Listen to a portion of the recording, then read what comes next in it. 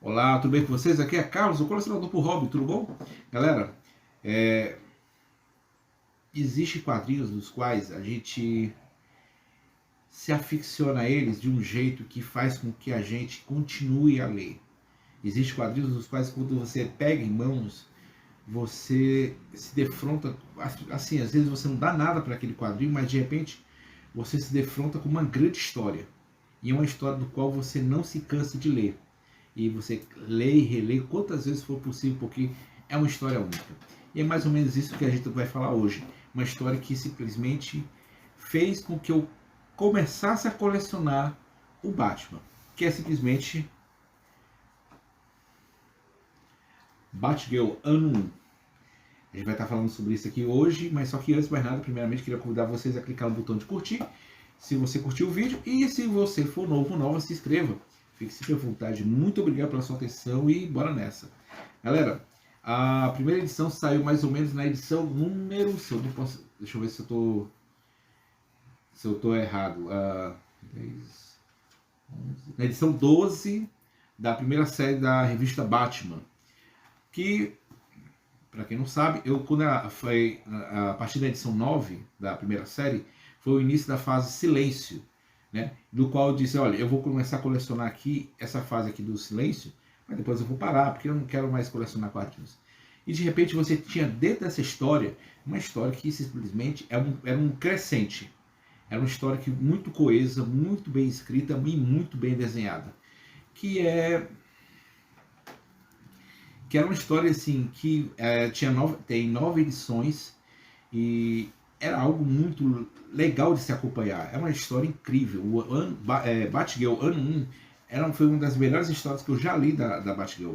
Eu acho que, sinceramente, que eu vejo que muito do que seria o filme está aqui nessa história. Aliás, eu costumo dizer o seguinte: foi essa história da Batgirl e uma outra história que saiu da edição 19. Era uma simples história de investigação onde o Batman estava atrás de um assassino em série. E ele foi indo e descobre.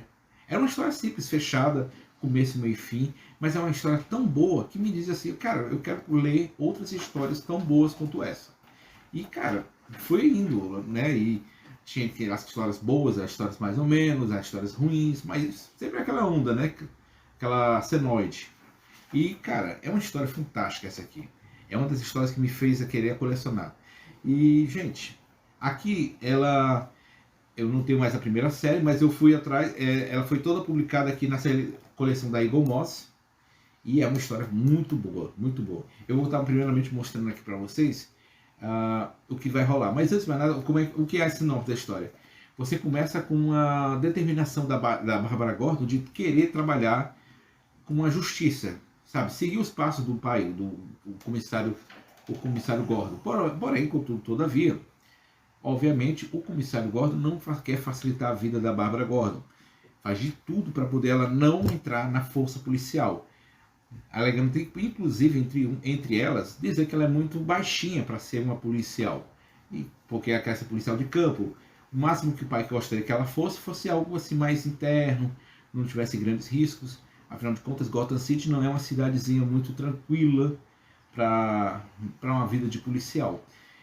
Então era isso que o pai dela estava tentando evitar. Só que ela foi vendo que o foco não é bem propriamente dito ser uma policial, e sim ser uma vigilante, como o Batman, do qual ela já teve uma experiência de, quando era mais nova, de encontrar o menino prodígio. Então, cara, é esse momento que a Bárbara Gordon ela está tentando provar o seu valor como uma possível força policial, ao mesmo tempo que ela é desacreditada por todos, inclusive pelo próprio Batman, que vai testando os seus limites até chegar ao seu ápice de dizer que está pronta para poder combater o crime juntamente com eles. Então, assim, é uma história fantástica. Os seus vilões na história é o Mariposa e o Vagalume, e simplesmente, para quem sabe, o filme que seria da Batgirl teria se não me engano, era o Mariposa ou era o Vagalume? Acho que era o Vagalume. e que quem ia fazer era o Brandon Fraser. Só que, obviamente, não rolou o projeto, foi cancelado, o que é uma pena, porque eu gostaria de ter visto a Batgirl. Simplesmente eu acho que seria fantástico se a gente visse essa heroína nas telas.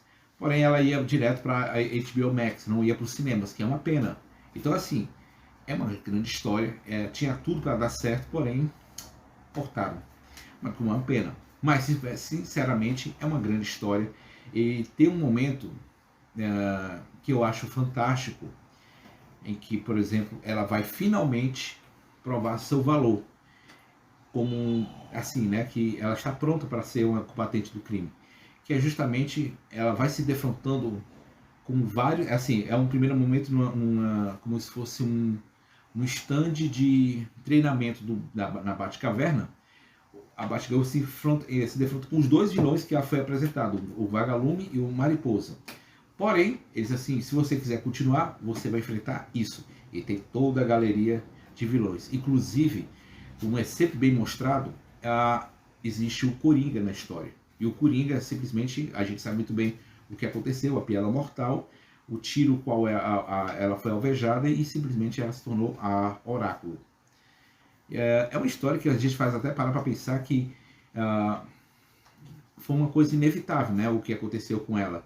Porque o Coringa não sabia nem sequer se ela era a Batgirl, mas era só a filha do comissário Gordon, do qual levou um tiro, e que foi usada para deixar o enlouquecê-lo na história da piada mortal. Mas enfim, e claro, sempre tem aquela curiosa história, o Batman matou ou não matou o Coringa nessa história da piada mortal? E sinceramente, na minha opinião, eu acho que ele matou. É um momento que, uma história que, digamos assim, fora da cronologia, mas é uma história que simplesmente mostra o Batman tendo um dia ruim. E o dia ruim do Batman é matar uma pessoa. E sinceramente, eu acho que foi isso que aconteceu. Bom, vamos dar uma olhadinha como é que ficou aqui dentro e para depois a gente falar um pouquinho mais, tá bom? Bom, bora ver aqui como é que ficou a edição, né? Eagle Moss, né? Collection. A figura, eu acho que forma o Arraia. Tem esse aqui. Bora lá. Cara, uma coisa que eu adoro em edições da Eagle Moss é as matérias por dentro. Aqui o desenho maravilhoso. Roteiro de Scott Beach e Chuck Dixon, né? Muito conhecido do Batman. Desenho do Marcos Martin, né? Arte final Álvaro Lopes. Cara, muito legal, muito legal. Tem a biografia, né? Batgirl. Cara, que eu adoro essa questão das histórias escritas por... Assim, esse resgate que a Eagle Moss faz. Bom, a história começa com o Mariposa invadindo a festa onde está o Bruce Wayne e o comissário Gordon, do qual ela faz fantasiada como Batgirl. E assim você não entende muito bem como assim já começou essa história, já ela vestida como a heroína. E aí vai mostrando o que aconteceu antes, né? A discussão dos dois, do pai e filha, pelo fato o pai não aceitar que ela vá ser policial.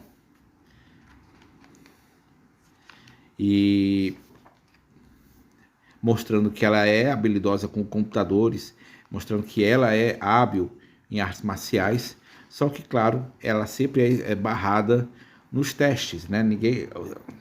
Uma certa sabotagem do pai que não permite que ela vá se tornar uma heroína, né? E, cara, ela tenta o tempo todo mostrar o seu valor. Aqui ela está tentando ser uma discípula da Canário Negro. Ela invade a Sociedade da Justiça para poder deixar uma carta para Canário Negro para ela poder ser treinada por ela. E obviamente a carta não chega nas mãos dela, chega na mão dele, o qual já manda ela desistir dessa ideia. E aparece o seu destino que está no filme do Adão Negro, né? E cara, é legal que aqui é estranho. Para quem já acostumou a ler essas histórias, elas escritas quando saiu na primeira série do Batman, era estranho você ver elas todas juntas, reunidas assim. Mas, cara, é um barato, velho. Ela tá mostrando como é que ela chegou naquela ponta da festa, né? Ela para fazer uma piada, né? Com o pai dela e tudo mais. E, claro, chega o crime, né? Vai acontecendo. Que é o Dick Grayson, né? Como ainda a fase do Robin, menino prodígio. E, cara, que história legal. A mariposa aqui. Aqui o encontro dos três, né? Do Batman, o Robin e a garota e a Batgirl. E a Batgirl muito habilidosa, cara, muito habilidosa. Bom, e é claro, tem momentos que o quadrinho ele vai mostrando que ele meio que desconfia de algo. Algo não está acontecendo. Afinal de contas, o pai dela também é um bom detetive, né? Ele está desconfiando de que está acontecendo alguma coisa e claramente o Batman já diz logo: olha, eu não tenho nada a ver com a garota. Não tenho nada a ver com isso. Nem chia pro meu lado, viu? Enfim. E aqui é o momento que ela vai tentar saltar entre prédios, só que o Batman a interrompe porque ele explica: olha, você não está usando o equipamento correto. O mínimo que ia acontecer, seus braços, ou você ia cortar os dedos, ou você ia arrancar os braços. O que eu não duvido, viu? E aqui é o momento que o Batman a leva ao Batcaverna. Eles começam a brincar de tira bom e tira ruim. Que, claro, é um papel que sempre é invertido, né? E, cara, eles vão provar o valor. E sempre eles têm aquela atenção de mostrar: olha, esse aqui é o Coringa. Se liga. E é claro, né, que a gente sabe o que aconteceu depois, né? Aqui é o momento de um teste, o qual ela não passa, infelizmente, porque ela usa de força letal contra os seus colegas ou contra os seus inimigos. E a gente, como ele mesmo diz: olha, a gente não usa nem força letal nem para nos defender. E, cara, é fantástico. Muito bom essa história. Esse aqui é só um sonho do Mariposa e tal. Aqui a Coda vai apresentar o Vagalume. Aliás, Vagalume, exatamente, o Vagalume, desculpa. E o Vagalume é um cara meio psicopata, ele gosta de explodir, ele gosta de queimar as pessoas, é um pirata, né? Devia ter a cama muito molhada quando era garoto. Enfim. E é o momento que ela encontra a Canário Negro, né? Ela vai ser treinada. É uma história bastante longa, né? 9 edições, mas são histórias fantásticas. Não dá para passar página por página, né? Cara, aqui é um momento legal que ela fala assim: olha, me encontre na rua O'Neill com Adams. Legal. A gente sabe muito bem quem são os caras, né? O Dennis O'Neill e o Neil Adams, que faleceram, né, esse ano, que Deus os tenha. Obrigado pela arte que eles nos ofereceram com o Homem Morcego. E é o momento da verdade, né? Que ela vai encarar o que é o seu desafio. E se ela continuar nesse mundo, ela vai encarar isso aqui, gente. Né? Aqui é só fantoches, mas olha isso aqui, gente. Momento que ela encontra o boneco do Coringa. Só que ela vai para cima e vai encarar seus medos. E é claro, acontece um juramento. Aqui é um velho recurso, né, dos quadrinhos para poder disfarçar de que, olha, eu não sou eu, né? Aqui é o menino prodígio se vestindo como a Batgirl, né, para ver se despista o pai, né? Mas é legal, cara. E aqui nessa edição tem as galerias de capa, né? Cara, a arte dela é algo que lembra um pouquinho o Bruce Timm. E aqui, é claro, a Eagle Moss sempre traz um registro histórico de uma edição, assim, mostrando, por exemplo, a primeira aparição da Batgirl. Olha como é que ela é vestida, cara. Que loucura, bicho. Lembrando que nessa época havia a Batgirl e a Batwoman, né? Que também tem na realidade, e hoje em dia, né, com as histórias escritas, eu acho que, se não me engano, ai meu Deus do céu, agora eu esqueci, deu branco. O cara que escreve as histórias da Batwoman, né? Que tinha uma série, ela foi cancelada, enfim. E é isso. mostrando nas próximas edições a Justiça Jovem, o Flash, o retorno de Barry Allen, enfim. E aqui termina a edição da Batwoman, ou Batgirl, desculpa. Bom, galera, era isso que eu queria estar mostrando para vocês, a minha edição da Batgirl, ano 1. Lembrando, a coleção da Eagle Moss forma uma figura, né, que é um desenho do Alex Ross, só que, claramente, eu não vou fazer essa figura primeiro.